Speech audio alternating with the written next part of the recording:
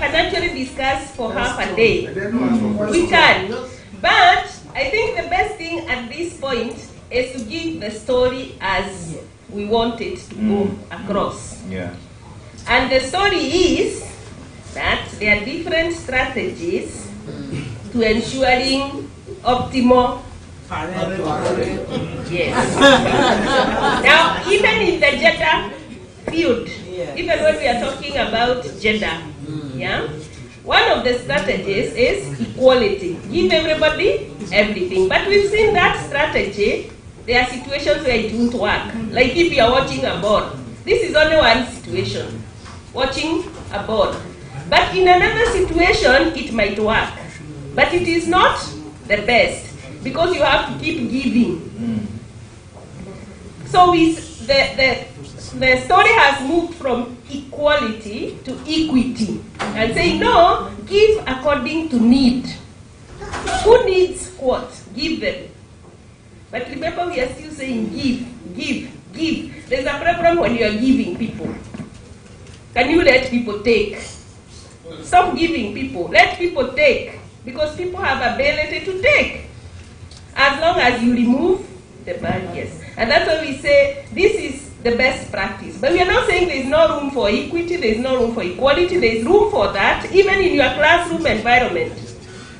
You might want to prop one of the students because they have certain disadvantages. That would be equity. At some point you might want to say, no, I don't care whether they're boys or girls, people are people. You treat them equally. That will work in other situations. But if you're gender sensitive, you're conscious all the time. Here, do I need equality or do I need equity or do I need to remove the barriers? And we are saying the best scenario is removing the barriers and letting students learn. Thank you. Don't be in a situation where you are giving to make students learn. Don't give. Yeah. Students can learn on their own as long as you remove the barriers.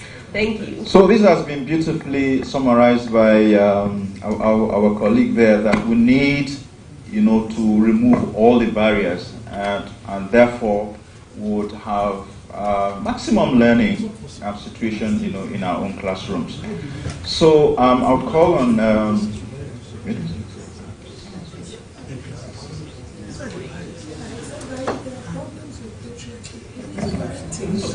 So we're going to have a skit, quick one. We are in a classroom environment. May I have this chair, please? So I'll request some of you to come and we do some skit here. Please come, those of you who would like to volunteer. Please. A few of you, please. Yes. Haruna is my friend. Please come with a seat. Sorry, come with a seat. I think those are enough. Yes, everybody who is standing, come. Good morning, class. Good morning, class. How are you? Okay, I'm glad we are all here. How was your day yesterday? So today we're busy. Today we'll be talking about, we want to be alert in class. Forget about yesterday. So we would like to do something on home science. We would like to talk about innovative menus. Making innovative menus. And yesterday we talked about different classes of foods, carbohydrates, and so on. Who can tell us about beans, for example? Are beans carbohydrates or are they proteins? Are they beans?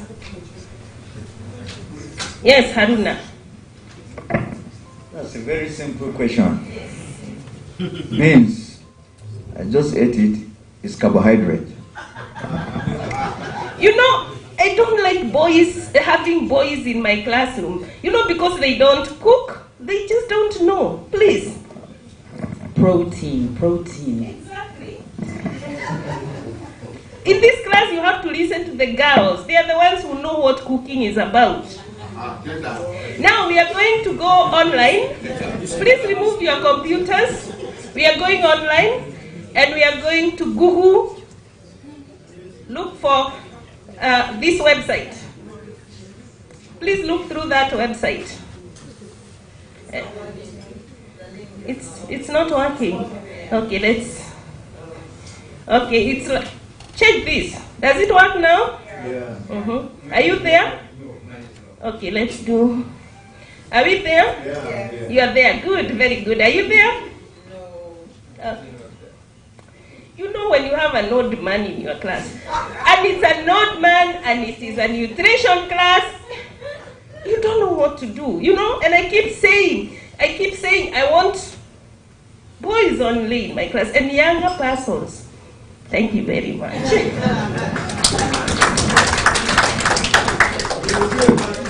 Of course, why am I a bad teacher? So what are the issues?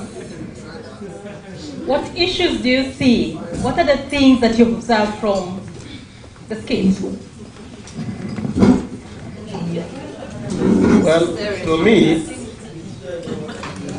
me, the teacher, I'm sorry to say, is biased and disaster. Because the truth of the matter is that outrightly telling the student, and by that action demoralizing the student in the estimation of his other class members. And then at the same time addressing one of the class members that's why I don't like old people. So those elements are indeed derogatory. And in a class, we are supposed to have inclusiveness in the class. Thank you, that's all. Thank you. Any other? Yeah, we are being made aware of it, but we do it. We do it unconsciously. I co-teach a lecture with another elderly man because I think he's brilliant as a teacher. He's gone through the teacher training, but there are some stereotypical views that he has. And he will talk to the girls in a particular way, talk to the boys in a particular way, and I'm cringing, but we are co-teaching, and so I'm trying to find ways to manage it, to try and be more inclusive, but it happens. And it's not that he's doing it consciously. So I think that is what it's about, bringing a certain awareness to how we now talk to our students. Thank you. Okay, I also just want to share an example from PASGA. So when we started trying out this innovative pedagogy, we started in one program called the Master of Research and Public Policy. So it's really the younger lecturers who started demonstrating the best practice. And so we had another workshop where we brought their seniors to be taught by the younger lecturers. And we almost got a riot. No. I taught him, look at this, I taught him economics. He can't teach me. What is he going to teach me? So, these things happen. And the essence of us being here is to recognize that they happen. And how can we purposely work around improving it? There's a hand here, and behind me, and that. I'll pick the three, and then we move on. So I would first say that from the skit, what I saw, if I am one of the old people in the class who is a man, I'm going to shut up for the rest of the semester. I won't participate in anything because I'm not welcome in that class. Now, on to your question.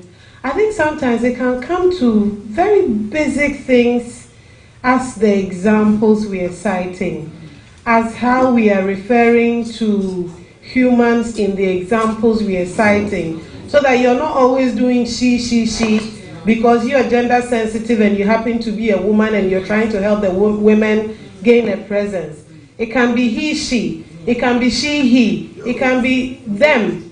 Very basic things that you try to weave into the discussion. It can be going to this person and letting her speak and making sure the next person you call to speak will be of the other sex or of the other whichever groupings you were addressing in the class. Thank you. Thank you. I think the way I understand it, we started with gender, and as if we are trying to remove some barriers between a man and a woman. And therefore, it's like we are creating the humanity as unisex. So there's no difference between a man and a woman except for the physical characteristics. And in that case, what is wrong with same-sex marriage? This one sees himself as a woman, and I see myself as a man, and we are cohabiting, and so on and so forth. Perception.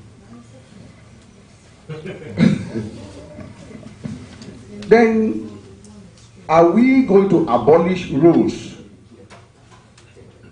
or not? Will there still be roles?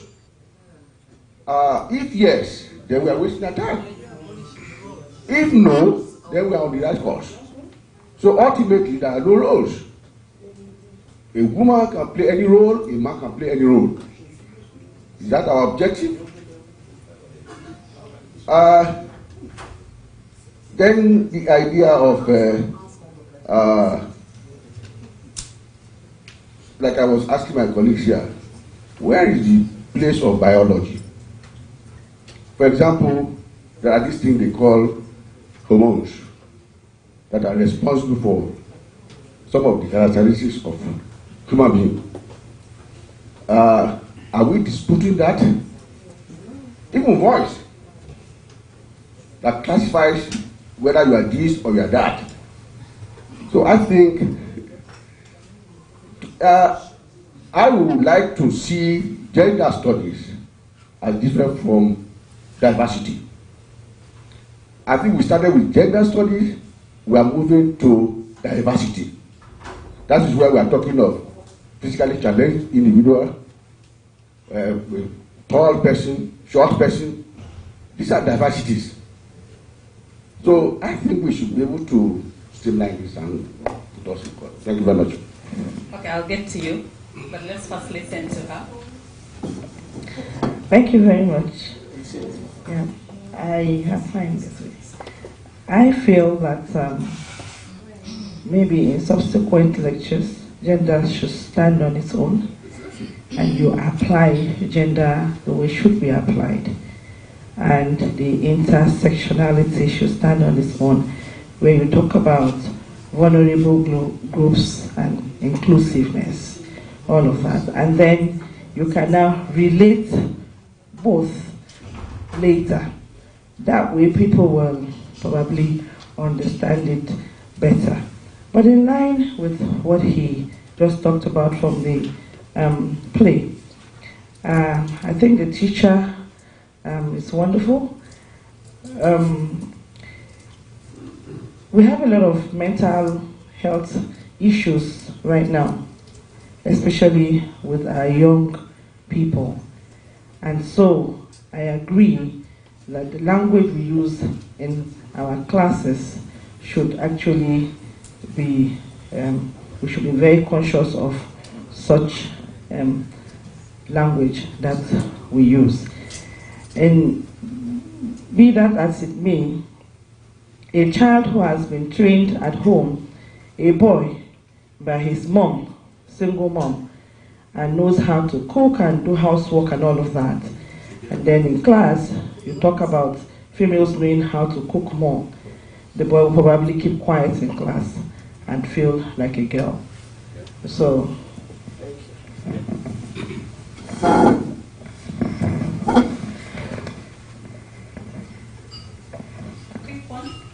in 1 minute. Thank you. Now, sometimes, okay, from the examples from the skits, the comments were made by the teacher.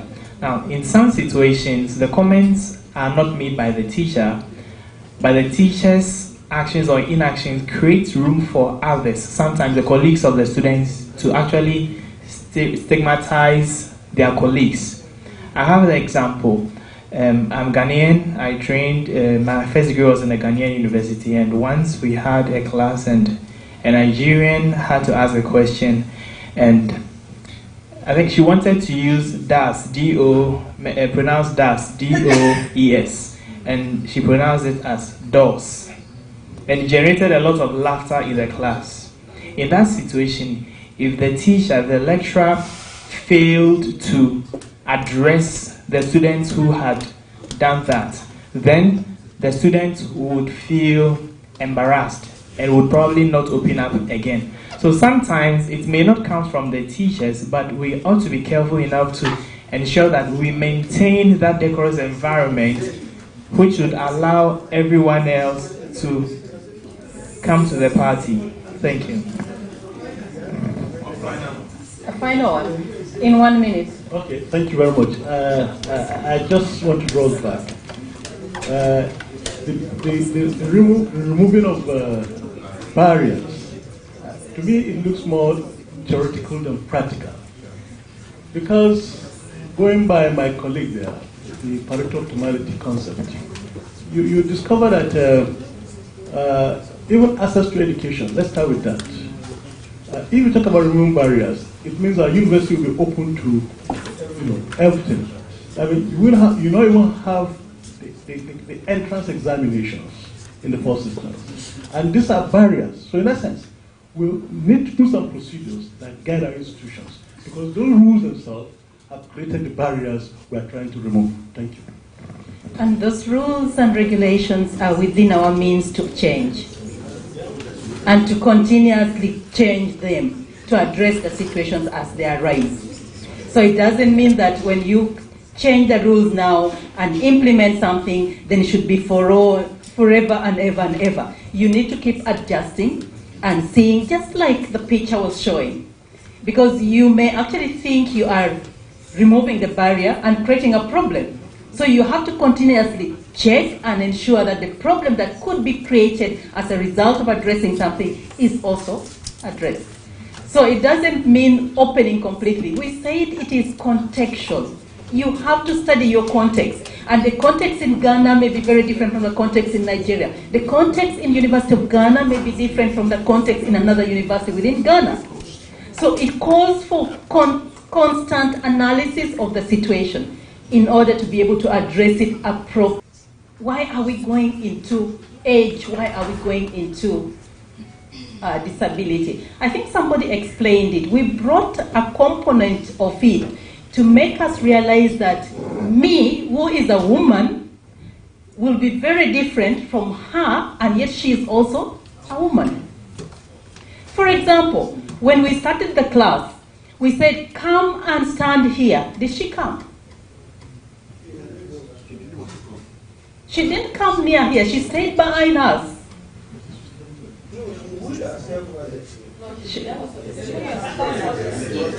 For the skit she did. She didn't do for the other. It's just like, look at a simple thing like our classrooms. You're supposed to go to 6th floor and you don't have a lift. I don't know. My situation, I may not have a lift. But we are two women. The other one is physical. Have I catered for that person? Sometimes we teach students with disability, and we go and write on the board, and you've not included them, because for them, you have to speak it. So if you just go and say, okay, have you seen? You've left out some people. So there are gender issues in our classroom that we need to work around. And when we talk about gender issues, it's basically meeting the needs of one at the expense of another. So we're calling upon us to begin to have these gender goggles and address issues that may affect the students in our classroom. And that is why we begin to talk about mainstreaming gender. Mainstreaming gender in our curriculum. Mainstreaming gender in all our activities within the institution. But if I may ask you, why is it important? Why must we mainstream gender? There are several things. I've already put it on the board. And so we'll just go through it. If you look at our laws, just look at your constitution. I am sure it's talking about it. When we were in the opening ceremony, allow me to say this, I took the pictures. Opening ceremony, when I looked at the high table, we only had Beatrice. So I asked myself, what's happening here? Is there a way of ensuring that actually that high table will change tomorrow? That's what we're talking about. What barrier is preventing people from going to that high table? I don't know. But we need to begin to think about it. It should bother us that the situation is the way it is. So even when the policies say A, B, C, D, the practice may be saying something else. So it's in our policy, in the international pronouncements, which many of the African countries actually subscribe to. Sustainable development goals. I'm very sure we're going to sit and say, have we achieved it? So what are we doing to ensure that we achieve it? Our mission and vision. I don't know what yours says, but look at it. I'm very, very sure that you are focusing at inclusivity in your institution. But we may not be doing it.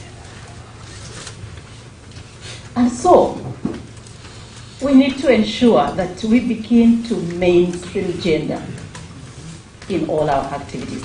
And it's a continuous process. That's what I mentioned at the beginning. It's a continuous process. We don't do it this year and you think you've arrived. You continuously reflect on it. And with that, if we begin to think about mainstreaming, I want us to now reflect on our own practices in class. And we're going to go into groups so that we have more reflection. We have 6 groups, and I'm going to start by assigning men only. So if you're a man, put up your hand and I'll assign you a group. Can I start from here? There's no man. The male, I'll start with you 1, your group number 1, group 2, group 3, group 4, group 5. They can actually see it. Start 1. No, let's start from that side. We'll confuse them. It's 6. Then we can now start the other one with 1. So starting here, 1. No, 6. The other one is 1. Okay, 1. Any other? 2. You're 2. You are male. We don't know whether you're good, but you are male. 3, 4. And then we come here. You're 5. You're 6. I'll come back to that. And then you start 1 again. Luke, you're 2. Say 2. 3. 4. 6. For now, let's assume you're a male. Let's assume you're a male. 1. Yes. So you're 1. 2. Okay, 2. 3. So I've completed the male. I want now to distribute the female. And I start with 1, 2, 3, 4, 5, 6. 1, 2. 2. Say 2.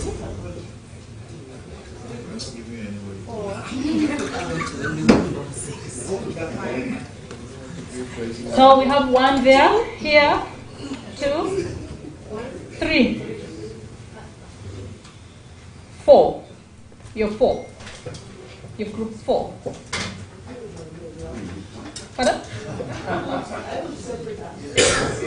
That's, you are number 4. So we've finished our distribution. I want the 1s to go there. Male or female, and I did that purposely because I want female and male in all groups. So that side we have group 1, group 2. All two here. Speak for us. Are we starting or sitting?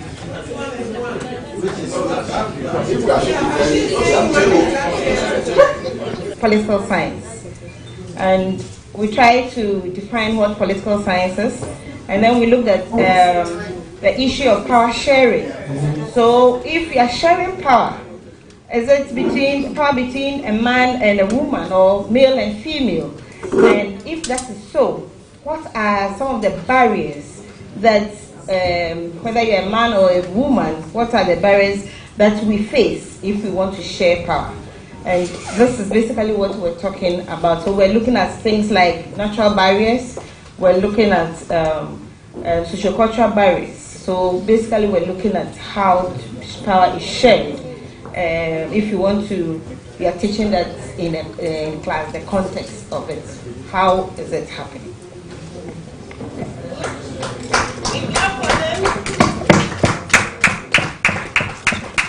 Okay, so let's have group 2. Who is the representative from group 2? Since this is about gender mainstreaming, we decided to represent that here even in our presentation. That's super. Yes. So, yeah. So, since we've been limited to just one, okay. So we have.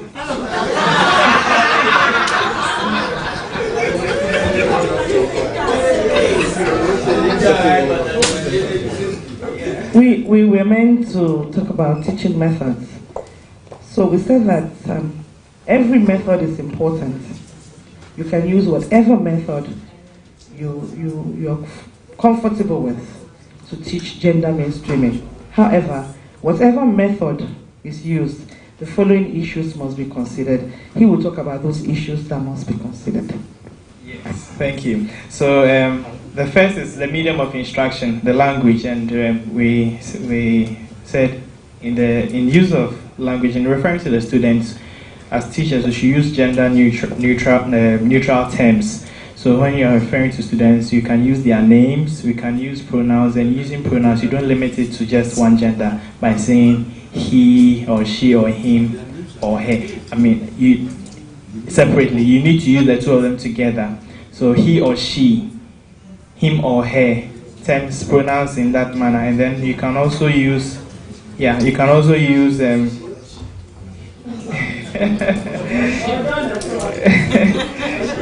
yes. So gender neutral terms, names, and then pronouns that recognize the presence of both males and females within the classroom. We also talked about social context.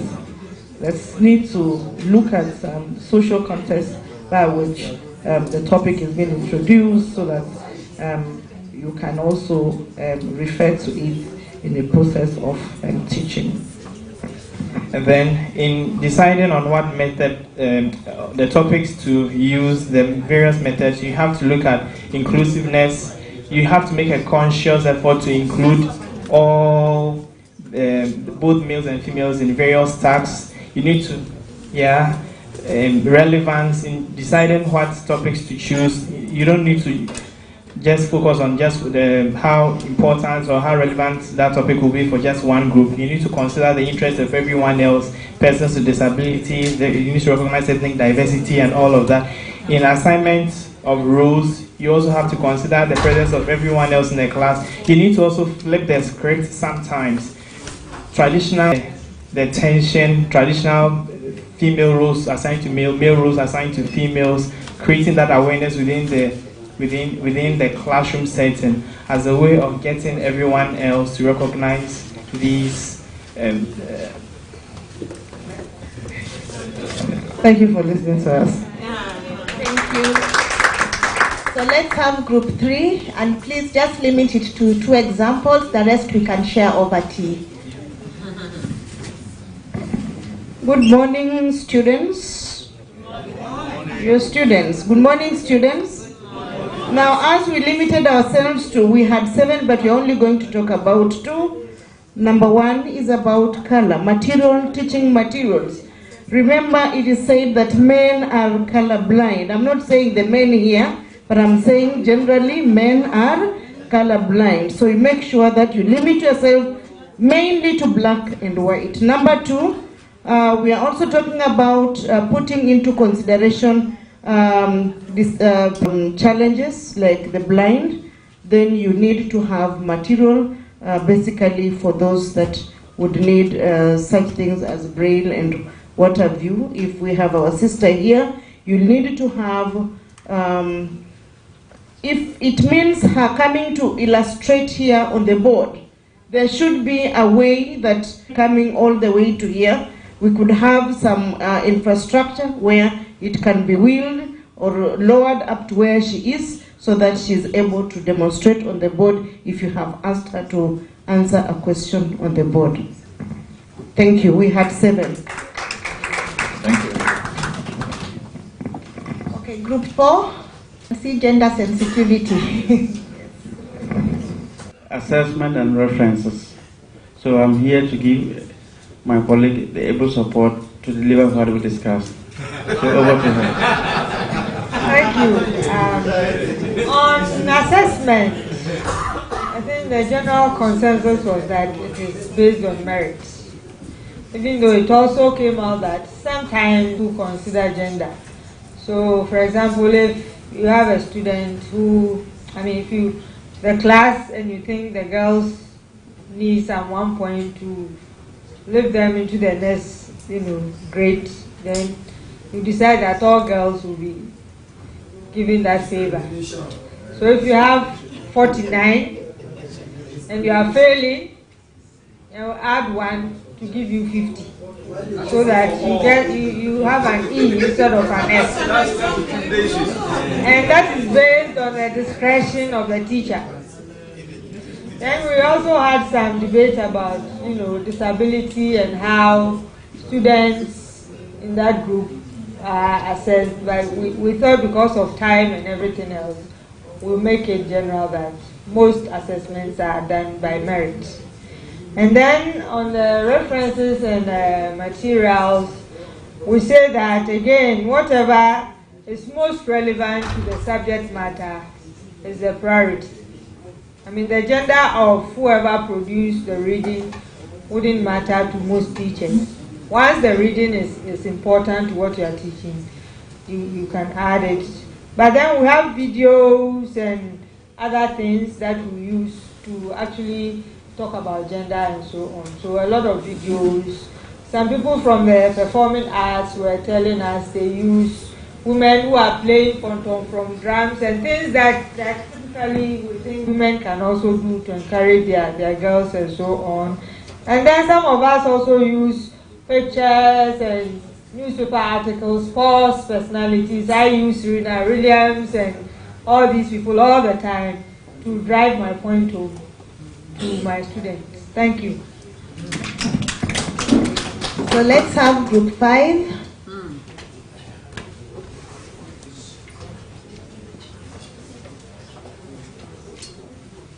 And even as group 5 comes, we have with us here Peter, and Peter is going to take you through innovative assessment. Not today, but in next week. So that will also help you when you now want to integrate gender and intersectionality to ensure that none of your learners are disadvantaged by the kinds of assessments that you expose them to. Okay. Good morning, members of this esteemed class.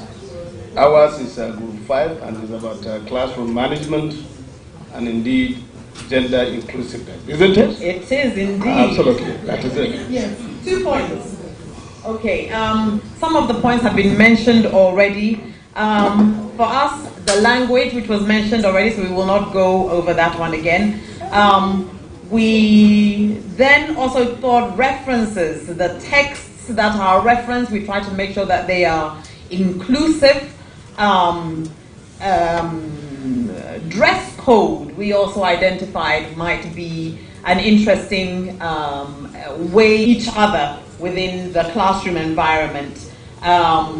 We also talked about another aspect we talked about there, it has to do with classroom leadership. Yes. because in a class you need to have the leader. So in taking that into consideration, we try as much as we can to say that yes, as a teacher, you should be able to look at who among those your students have the leadership attributes that you can now, in a way, appoint as a leader. As you do that for the male, you should equally do that for the sex. And when you are teaching a large group, maybe a class of 500 students, and your course is a course coming from a department, it is expected that you should be able to have respective leaders in each of those cohorts. At the end of the day, you now have, because if you are teaching a course that is having its base from your own department. We also had within our group a unique situation where there was a one-sex classroom or university even. So we then had a discussion that maybe there would be no problems in that. Then we realized how much the intersectionality will then be a huge thing to be considering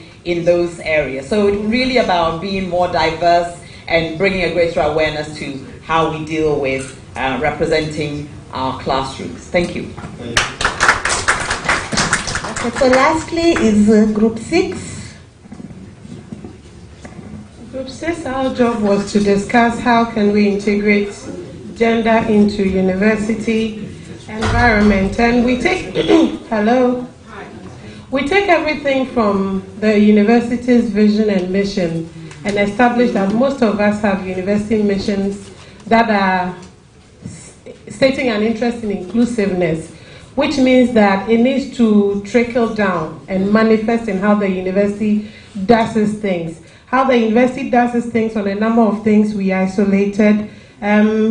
It's students, it's staffing. So I'll take these individually. By way of students, we're saying in enrollment practices, the universities can become more conscious if it so happens that the university student population is downsided on one sex, to consciously bring in the other sex so that it's a better balance. It could also be issues such as facilities that are available for men and women to be able to thrive and do well within the university environment as students. And sometimes some of these examples can be as basic as the bathrooms that are available. The bathrooms for men look different from women, and sometimes when we pretend that, oh, one bathroom can serve everybody's needs, we may be disadvantaging one of those two groups. It could also be, for students, again, it can be things such as recognition that is given to enable one of the sexes feel better placed or recognized within the university. It could be giving scholarships so that if, let's say, the student population is predominantly female, then male students are helped so that they can also thrive in the university community. So that's for things that the university can do for students. And by way of staffing, we looked at the enrollment recruitment practices that at the point of recruiting staff, if the population is predominantly female in the university, then we need to be recruiting consciously more males to balance things out, because we all know that wisdom is better applied in society when it is coming from different sources. And so we need to be conscious of that when we're recruiting women and men. But also more importantly, beyond the recruitment, is their positioning within the organization, because you could recruit 100 women to balance out the population in the university and then realize that all of them are at the basic level. And so we need to be mindful of where within the university structures are we positioning the sex that we are trying to augment within the university. Of course, being mindful of tokenism, because we had an example where, oh, the 2 deputy vice chancellors are women. The impression becomes, oh, women can only go for the deputy vice chancellors rather than the vice chancellors. The last thing is institutionalizing certain policy conditions that make men and women thrive within universities. So some of these things can come by way of, say, gender policies within the university, where the university is articulating its position on gender issues and how it wants men and women to be factored into everything. So that when we go to our committee meetings, gender is a topic of discussion. when we look at any policy, we look at its gender dimensions and how can we use this to facilitate the well-being of men and women. It could be setting up centers of research on gender, such as Sejensa at the University of Ghana and the Gender Center at Makerere, as we learned. So there are a lot of things universities can do. Thank you. Thank you. Yeah, I think we all deserve a clap for that. So all of this is about ensuring justice in our classrooms. And PEDAL is about facilitating deep learning in moments for our learners.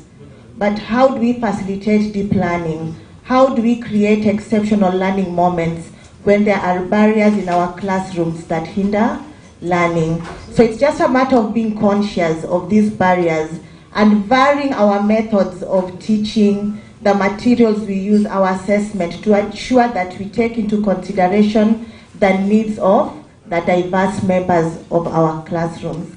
So we are very honored to have a guest speaker. She's called Agustina Naami, and she's going to give us a brief talk just as a sum up of what we have discussed today. She's a lecturer in social work. Thank you.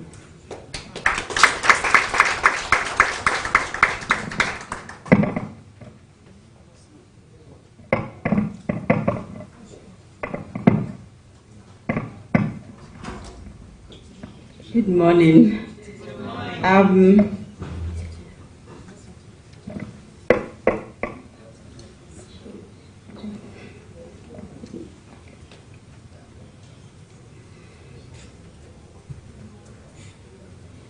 Okay, so it's going to be brief. I'm here to help us all understand some of the things that we can do, the do's and don'ts, if we want to be disability-friendly faculty.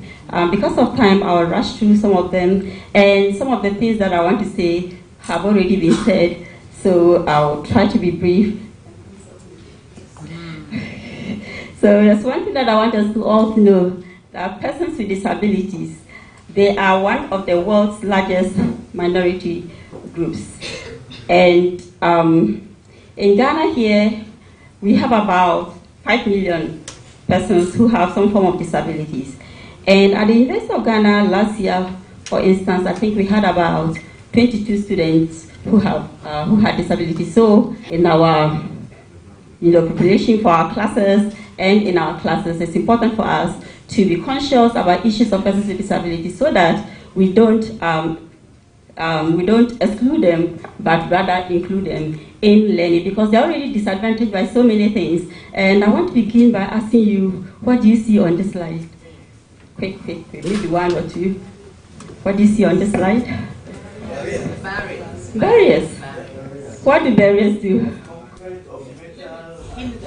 Hinder Okay, progress. so there are barriers, and barriers limit, they obstruct, they impede, they hinder, and that's what is going on for persons with disabilities. Anyway, what I did, I shouldn't have done that because I'm not supposed to ask you what do you see on this slide if I want my classroom to be inclusive. And if I don't have any way of explaining this, I won't have shown this teaching material. But of course, there are several barriers in our society which hinder persons with disabilities from participating in mainstream society and which exclude them. And these are the reasons why we have to be conscious. There are several barriers.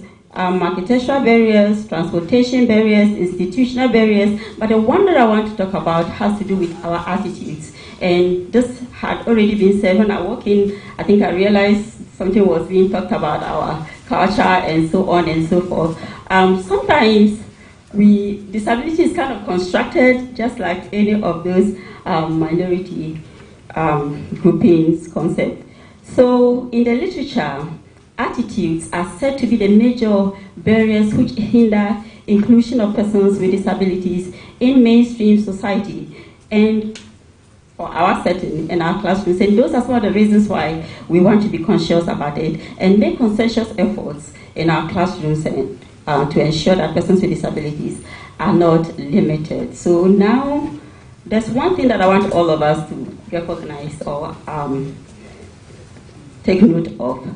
that even within the population of persons with disabilities, we have diversity. We have persons with various disabilities and needs. So each one of the various disabilities, they have their unique needs. And so for us as instructors, we just have to be careful that we don't do what some people do. One size would definitely not fit all. And I think I heard it said here, in terms of inclusion of persons with disabilities, in our teaching and learning, we have to remember that one size does not fit all.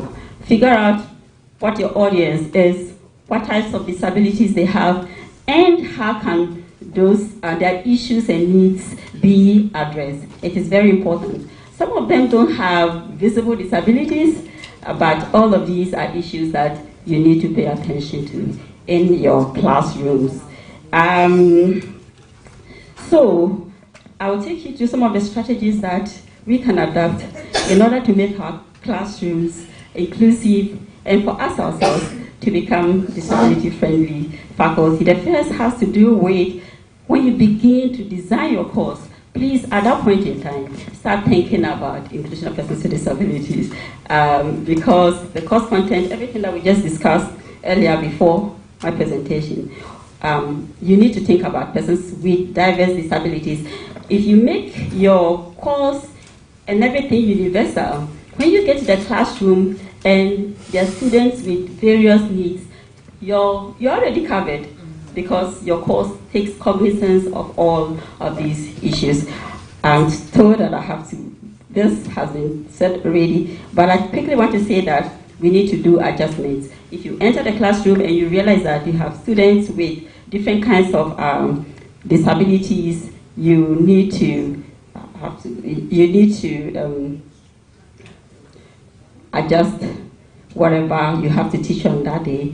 If you have PowerPoint slides and your teaching materials, you want to make sure that if you can get soft copies of your textbooks and so on and so forth, make them accessible. Sometimes, because persons with disabilities encounter several barriers, by the time they get to the classroom, they're already exhausted. And by the time they go out, they're already exhausted. You want to at least give them that kind of level platform so that they can operate. So if you have materials that you can give to help them, it's important to do so that they don't have to go and access those libraries that are also not accessible, and so on and so forth. I think this had already been said that if you're using terminologies, if you're writing anything on the board, if you're using videos, the videos have to be captioned, because you may have somebody who have hearing disability, they can see the images but they can't understand what is going on. So the videos have to be captioned. If you don't have captioned videos, then you want to think about them. If you are using diagrams and images and there's a student with visual impairment, you also want to ensure that you explain what is on the board that you're teaching so that the student with visual impairment can understand. If your course is online, please, you have to make sure as much as possible that everything that you place online is accessible to all forms of persons with disabilities. In your classroom, when you are lecturing, you have to pace your lectures in such a way that all learners can understand what you're saying, because some students, they read lips. So if you're going very fast, they cannot understand what you're saying. And some of them will have sign language interpreters. If you're going very fast, it will be difficult for them to follow. So you have to pace your lectures. And there was one thing that I think I jumped. Your classroom arrangement is very important.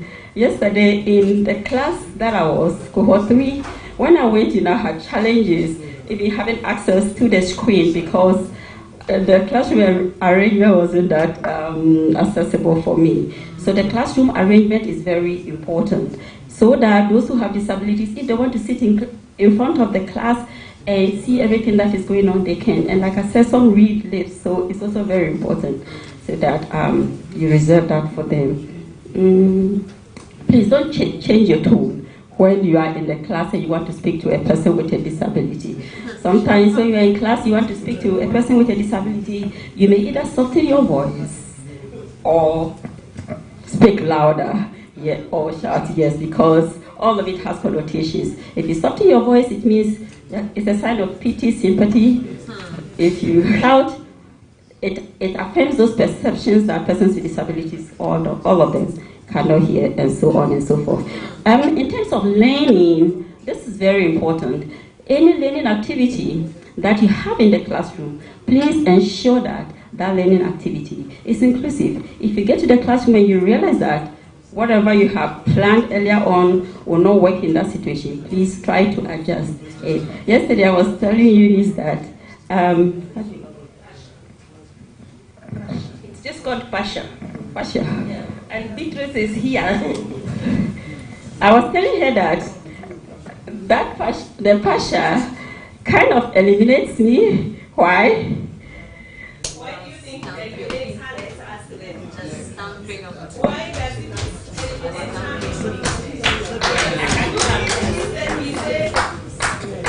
So you asked me to stamp, and I can't stamp. So in such a situation, an adjustment can be made. Maybe you take away the stamping aspect of it, and then I can participate in it. So things like that are some of the things that we need to take.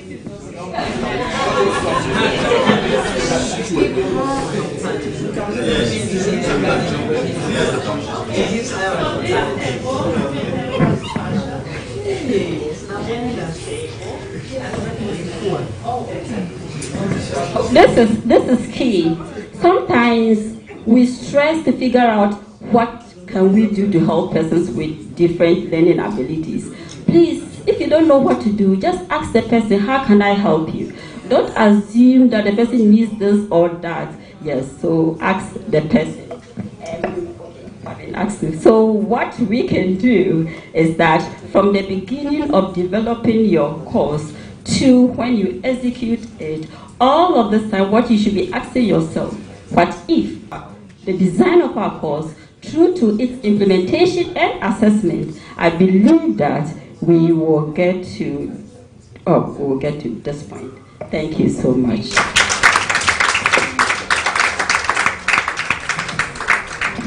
Thank you, thank you. Okay, so before we do the Pasha, let's just give her another round of applause. What is it that you say? One, consider issues of gender and diversity in the content, in the assessment, in the references. Ensure that all of these issues are taken into consideration. So we would ask you to, Eunice, Thank you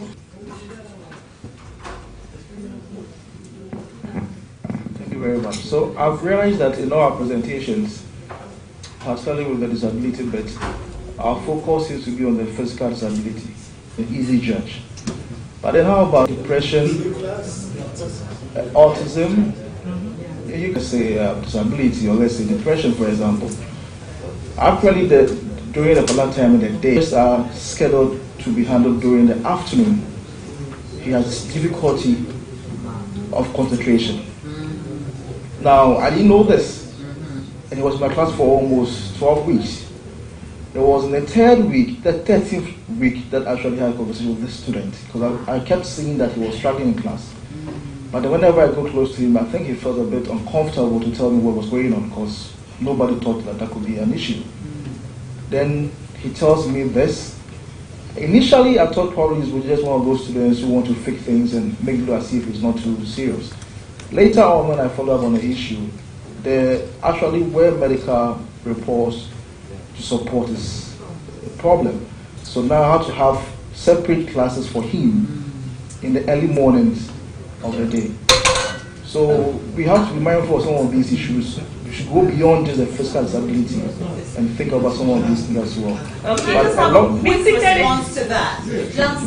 I had a situation like that in my class, and there was something we did. So now I put it on my course outline that if you have any disabilities or anything, come and see me privately. So it's not something that is open. So it is on your course outline. So while you give it out, then the students are aware that there's something in place to try and help them. Thank you, thank you, thank you. I think I would like to close this discussion because we need to go for lunch and the other sessions. But we need to close the discussion, and we have to close it. And I'm closing it by saying this session lesson only gives us a taste of what mainstreaming gender and diversity is about. PASGA runs certificate courses, it runs postgraduate diploma, it has such programs in your university, tailor-made to suit the needs. Then you have a lot of time and we can discuss exhaustively. But the basic thing we are saying here is our students are diverse. If we want deep learning, if we want to create exceptional learning moments for all, we need to know our students. So that, because there is not one fit all. We need to know there are these ones, there are these ones, there are these ones. This is how I respond to each one of them to ensure that all of them are learning. A difficult task, but that is what a teacher is, a magician. Thank you very much. We would really want to close, and apologies that we couldn't take your comments. All of you, apologies, but we just don't want to inconvenience the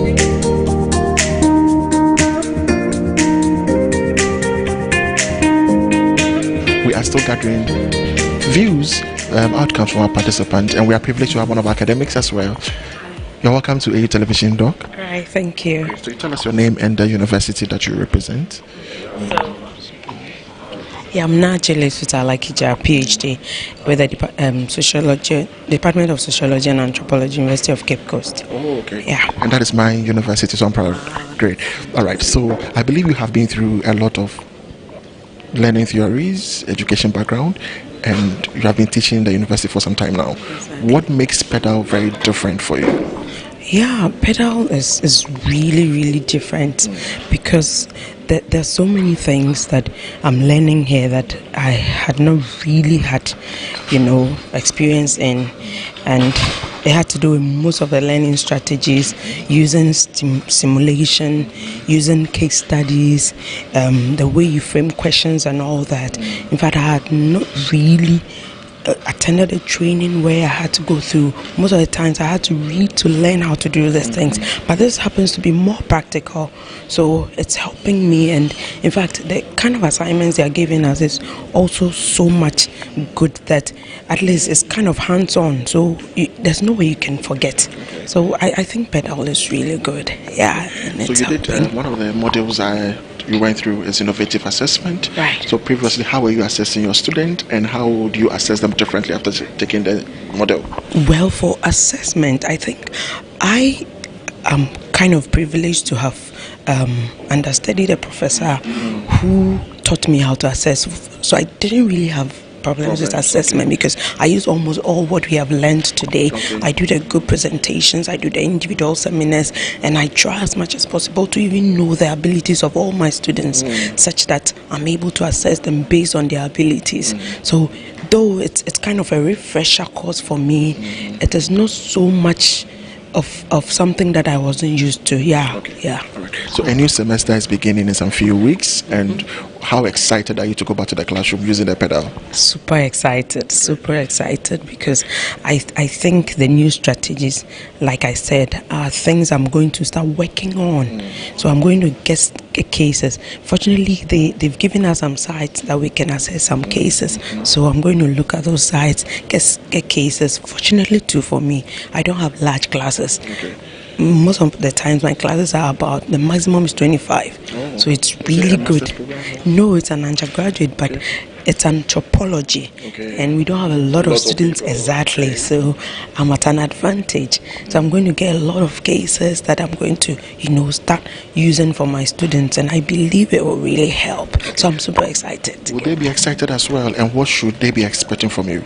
I believe they will be, because interestingly, my students always tell me they like the way I teach them because I'm also kind of more practical than, what is this? How I don't do that thing. I always give them practical cases to